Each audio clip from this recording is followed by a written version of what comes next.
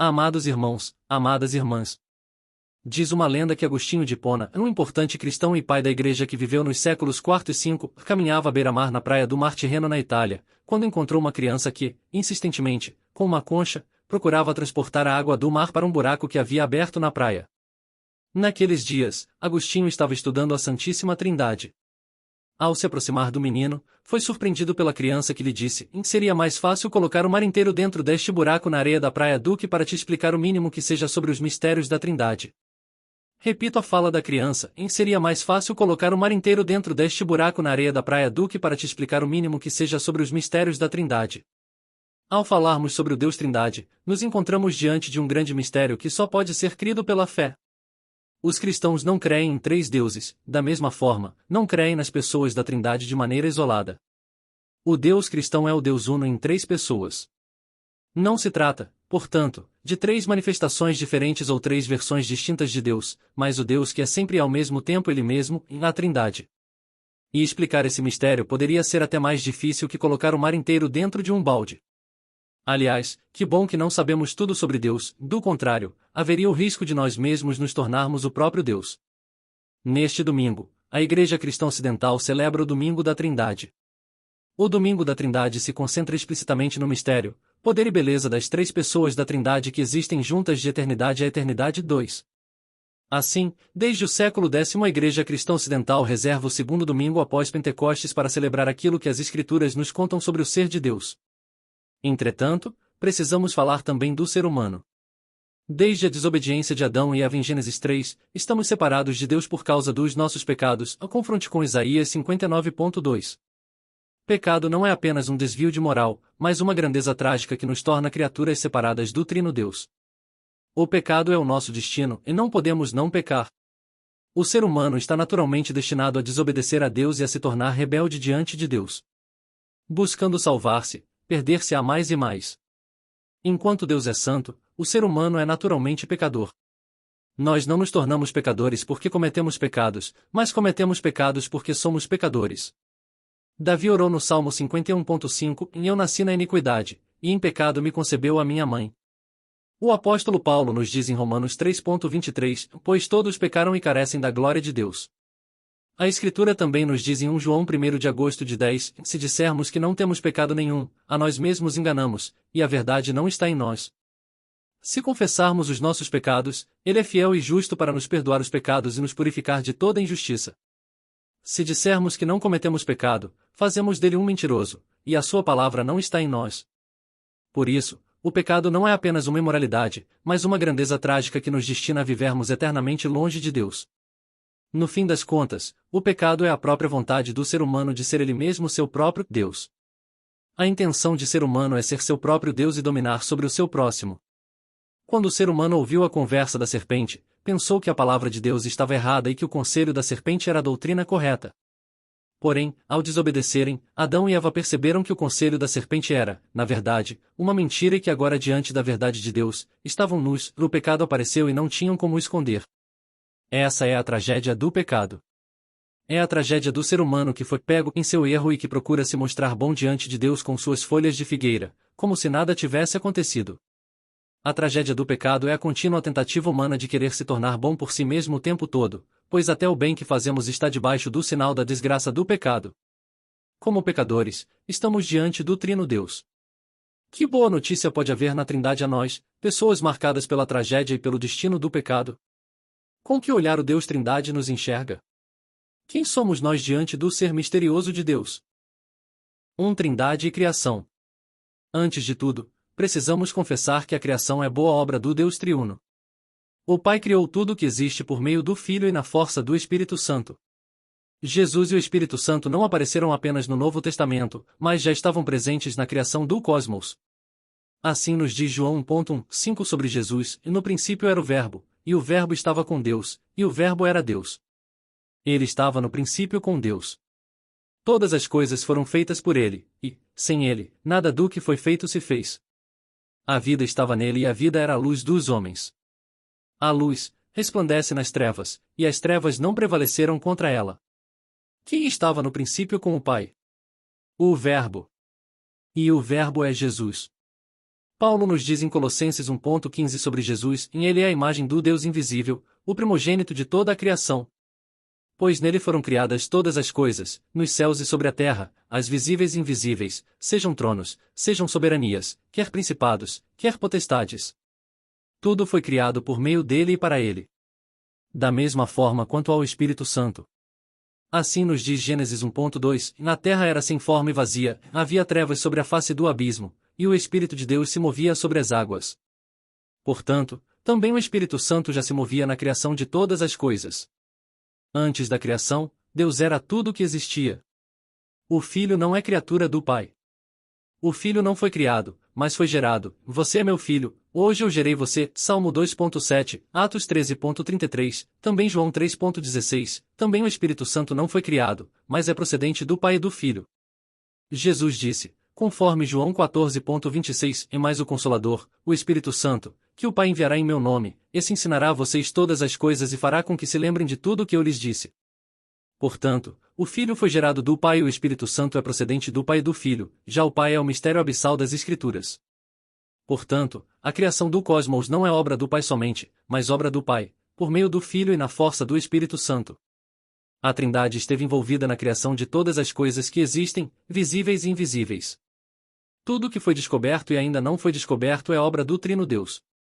A Trindade não é apenas uma doutrina que apareceu no Novo Testamento, mas o Deus em três pessoas que já está presente desde o início do Antigo Testamento.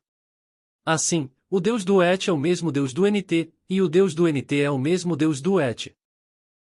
2. Trindade e redenção. Assim como a criação é obra do Trino Deus, também a redenção é uma obra trinitária.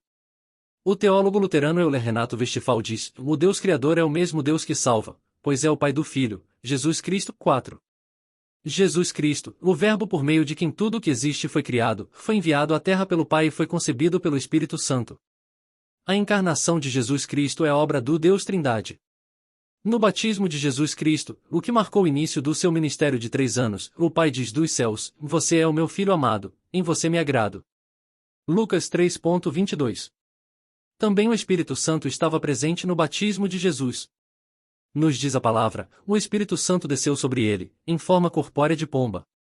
O batismo de Jesus é um evento trinitário onde estão presentes o Pai, o Filho e o Espírito Santo. O Pai enviou o Filho ao mundo na força do Espírito Santo para que o Filho redimisse o mundo da tragédia do pecado e para que o ser humano perdido e o cosmos sejam salvos. Jesus é enviado como substituto da nossa condenação. Ele, que não pecou, assumiu os nossos pecados para que sejamos aceitos pelo Pai e tenhamos a presença do Espírito Santo. O apóstolo Paulo nos diz em 2 Coríntios 5,21 sobre Jesus: naquele que não conheceu pecado, Deus o fez pecado por nós, para que, nele, fossemos feitos justiça de Deus. Jesus não pecou, mas na cruz ele foi tornado o pecado para que nós recebêssemos da sua justiça. Paulo afirma também em Gálatas 3,13: em Cristo nos resgatou da maldição da lei, fazendo-se ele próprio maldição em nosso lugar, porque está escrito: e maldito todo aquele que for pendurado em madeiro. Cristo assumiu a nossa maldição para nos tornar benditos, ele sofreu a tragédia do pecado para que recebamos da sua infinita graça, ele pegou para si a maldição dos nossos pecados para nos oferecer da salvação eterna. Na cruz, Jesus sentiu o que é ser abandonado por Deus, pois ele foi abandonado pelo seu Pai. Eis o misterioso plano de salvação onde o próprio Filho é abandonado pelo seu Pai na sua maior angústia e sofrimento. E então, o Deus Filho, a segunda pessoa da Trindade, morreu na cruz, fazendo-se fraco com os fracos e abandonado com os abandonados. Contudo, Jesus não permaneceu nas amarras da morte, mas foi ressuscitado no terceiro dia pelo Pai na força do Espírito Santo. A ressurreição também é obra do Deus Trindade. É por isso que o Jesus ressurreto nos prometeu a vinda do seu Consolador, o Espírito Santo que é procedente do Pai e do Filho. Assim, Paulo nos diz em Romanos 5,1-2: injustificados, pois, mediante a fé, temos paz com Deus o Pai é por meio do nosso Senhor Jesus Cristo, pelo qual obtivemos também acesso, pela fé, a esta graça na qual estamos firmes. A justificação do ser humano é uma maravilhosa obra do Deus Trindade. Somos reconciliados com o Pai por meio do Filho e na força do Espírito Santo, o Consolador. 3. Trindade e esperança. A vitória de Jesus sobre a morte se torna a nossa esperança de vitória da nossa própria morte. Assim como o Pai e o Espírito Santo ressuscitaram Jesus, também nós seremos ressuscitados corporalmente no último dia. Somos animados em nossa esperança através do Espírito Santo, o Consolador, por meio de quem o Pai e o Filho se fazem presentes em nossas vidas e em nossa comunidade. Paulo nos diz em Romanos 5.2b5, e nos gloriamos na esperança da glória de Deus. E não somente isto, mas também nos gloriamos nas tribulações, sabendo que a tribulação produz perseverança, a perseverança produz experiência e a experiência produz esperança. Ora, a esperança não nos deixa decepcionados, porque o amor de Deus é derramado em nosso coração pelo Espírito Santo que nos foi dado. Assim, só é possível ter esperança a partir da memória dos sofrimentos de Cristo. O Espírito Santo é a memória que continuamente relembra os cristãos da morte de Cristo na cruz e sua ressurreição. Desta forma, podemos crer que o Espírito Santo nos anima em nossos sofrimentos, trazendo-nos à memória os sofrimentos de Jesus. Em meio aos males do mundo, o Espírito Santo nos lembra que a criação não pecou e que o ser humano é chamado à reconciliação com a criação. A esperança cristã também é obra do Deus Trindade na vida da Igreja cristã. Amados irmãos, amadas irmãs, este é o Deus cristão, santo, belo, misterioso. Só conseguimos falar de Deus a partir daquilo que as Escrituras falam de Deus. Onde as Escrituras silenciam, devemos também nós silenciar. Há muito mistério no Deus Trindade. Há muitos aspectos que não compreendemos. Mesmo que tenha se revelado, o Deus Trindade continua profundamente misterioso.